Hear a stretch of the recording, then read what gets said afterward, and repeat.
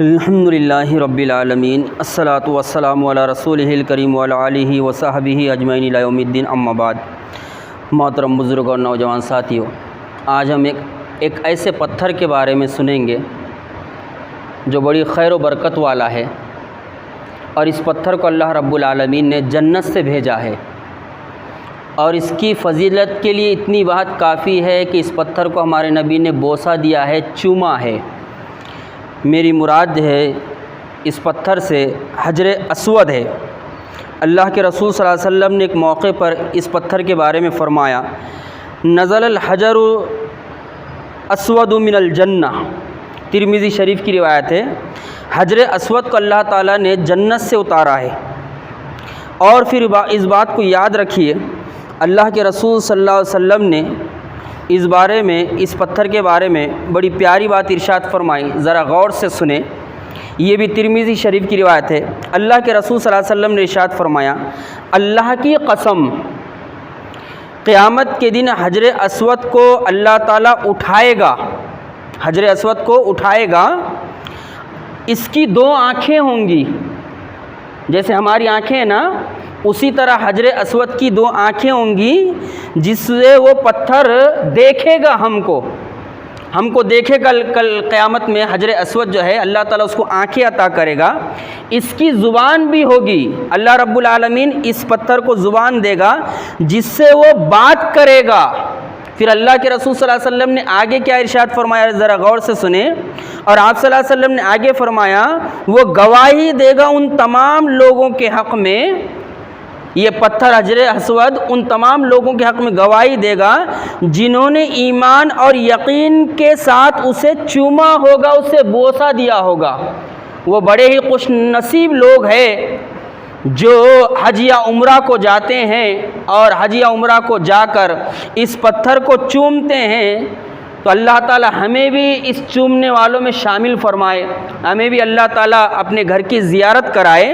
اللہ کے رسول کیا فرما رہے ہیں، جو یقین اور ایمان کے ساتھ اس پتھر کو چومے گا تو کیا ہوگا، تو چومنے کی وجہ سے اور اس کو چھونے کی وجہ سے حجر اسود جو ہے ان کے حق میں گواہی دے گا۔ یہ پتھر چومنے والوں کے حق میں گواہی دے گا، اور یہ پتھر کا چومنا انسانوں کے لیے گناہوں کا کفارہ ہوگا، گناہوں کا کفارہ ہوگا۔ اور اس دوسری روایت میں دیکھیے اللہ کے رسول صلی اللہ علیہ وسلم کیا ارشاد فرماتے ہیں۔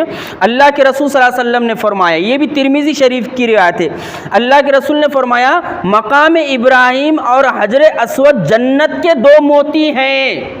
مقام ابراہیم، جہاں پر کھڑے رہ کے حضرت ابراہیم علیہ السلام نے جو ہے نماز ادا کی تھی، اور اس کو مصلی بنانے کا حکم دیا گیا اہل ایمان کو جو حج کو جاتے ہیں۔ اللہ کے رسول فرما رہے ہیں، مقام ابراہیم اور حجر اسود جنت کے دو موتی ہیں۔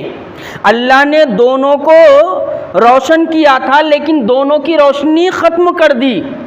اگر دونوں روشن ہوتے تو پوری دنیا کو روشن کر دیتے۔ اللہ رب العالمین نے ان دونوں کو روشن کیا تھا، لیکن ان دونوں کی روشنی کو اللہ تعالیٰ نے اپنے علم اور حکمت کے تحت ختم کر دیا ہے۔ اگر یہ آج روشن ہوتے تو پوری دنیا کو روشن کر دیتے۔ اس بات کو بھی یاد رکھیے کہ حجر اسود جو ہے یہ تاریخ میں کئی مرتبہ چوری بھی ہوا ہے، تاریخ میں کئی مرتبہ چوری بھی ہوا ہے۔ اور کب چوری ہوا، ایک دلیل میں دیتا ہوں آپ کو۔ 317 ہجری میں حجر اسود کو چوری کیا گیا۔ بحرین کا ایک بادشاہ تھا جس کا نام ابو طاہر سلیمان تھا۔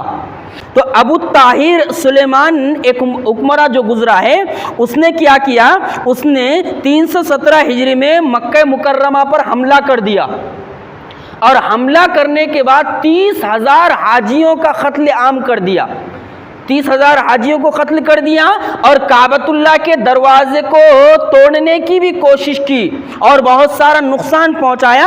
اس کے ساتھ ساتھ اس نے کیا کیا، حجر اسود کو نکالا، اور حجر اسود کو نکال کر بحرین لے کر چلا گیا، بحرین لے کر چلا گیا۔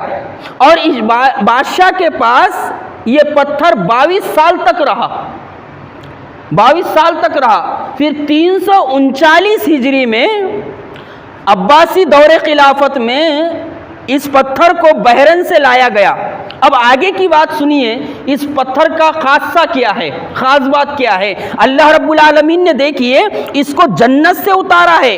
اس کی فضیلت کے لیے اتنی بات کافی ہے کہ ہمارے نبی نے چوما ہے، اور اس کو چومنے والے کو کیا فائدہ ہوگا؟ یہ کل آخرت میں اس کے حق میں گواہی دے گا۔ کیا معمولی پتھر ہے؟ معمولی اللہ تعالیٰ نے اس پتھر میں خیر و برکت رکھی ہے۔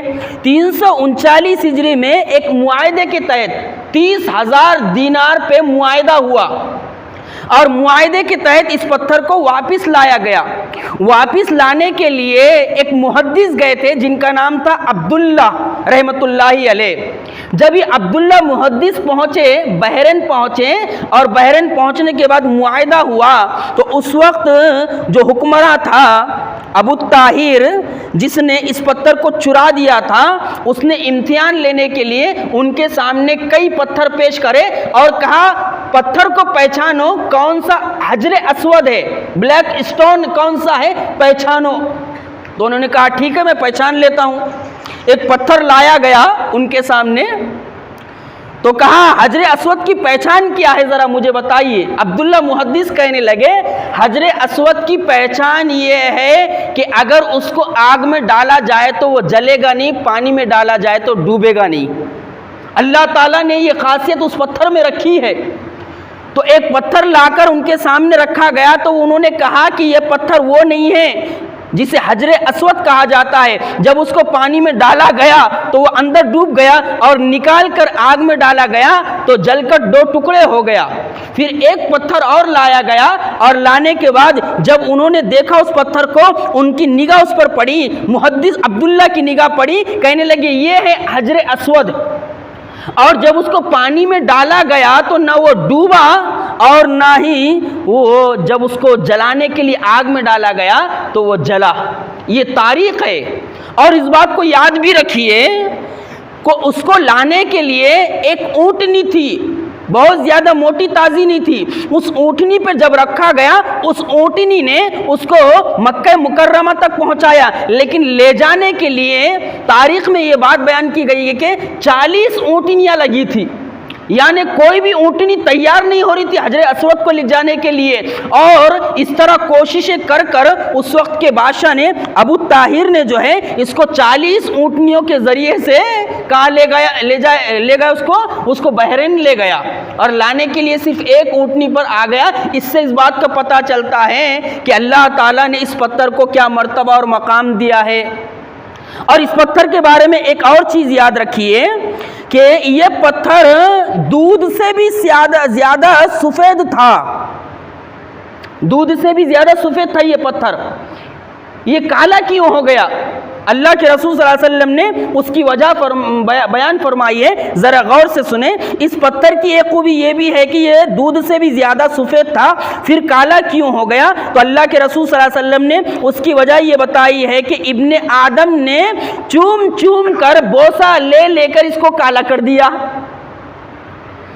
اتنا چوما گیا اس پتھر کو کہ دودھ سے زیادہ یہ پتھر سفید تھا، اور چومنے اور بوسہ لینے کی وجہ سے کیا ہو گیا؟ یہ کالا ہو گیا، جسے بلیک اسٹون کہا جاتا ہے آج۔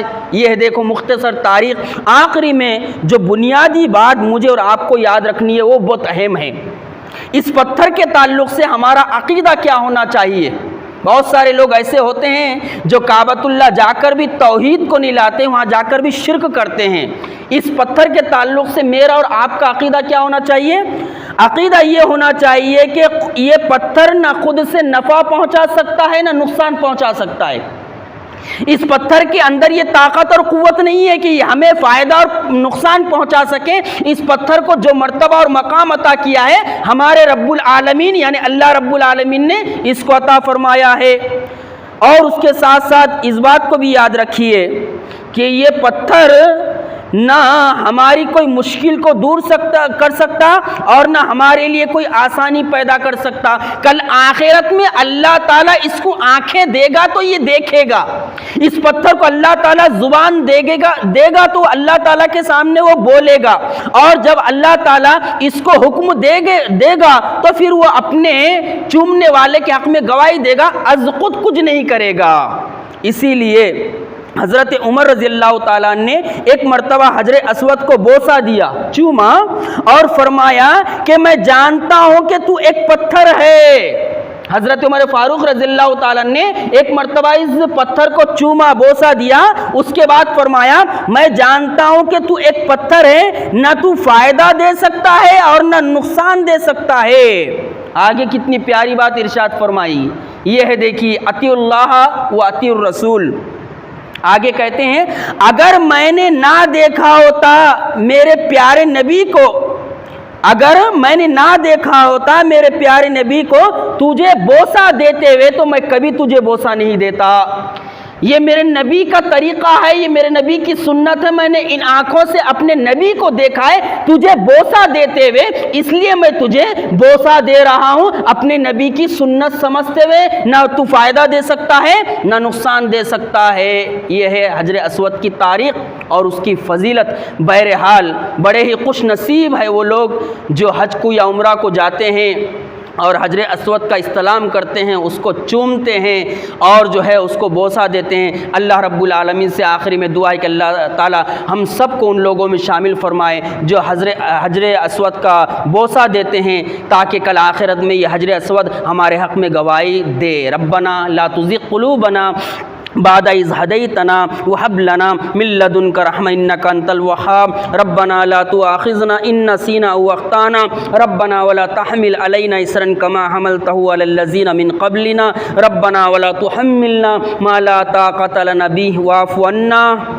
واغفر لنا وارحمنا أنت مولانا فانصرنا على القوم الكافرين ربی جعلنی مقیم الصلاة ومن ذریتی ربنا وتقبل دعا ربی اغفر وارحم وانت خیر الراحمین ربی ارحمہما کما ربیانی صغیرا ربی ارحمہما کما ربیانی صغیرا اللہم اہدنا الصراط المستقیم اللہم حاسبنا حسابا یسیرا اللہم انی اعوذ بک من عذاب جہنم ومن عذاب القبر ومن فتنة المحیا والممات ومن فتنة المسیح الدجال اللہم من احییتہ منا فاحیی علی الاسلام ومن توفیتہ منا فتوفوا علی الایمان اللہم اغفر لنا وللمؤمنین والمؤمنات والمسلمین والمسلمات الاحیاء منہم والاموات انکا سمیع مجیب الدعوات برحمتک یا ارحم الراحمین۔